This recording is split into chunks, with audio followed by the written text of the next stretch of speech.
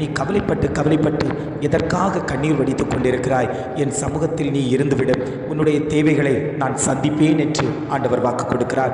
ஆண்டவர் சொல்லும்போது இவ்வாறாக சொல்லுகிறார், ஆகாயத்து பட்சிகளை கவனித்து பாருங்கள், அவைகள் விதைக்கிறதும் இல்லை, அறுக்கிறதும் இல்லை, களஞ்சியங்களில் சேர்த்து வைக்கிறதும் இல்லை, அவைகளையும் உங்கள் பரமபிதா பிழைப்பூட்டுகிறார். அவைகளை பார்க்கிலும் நீங்கள் விசேஷித்தவர்கள் அல்லவா?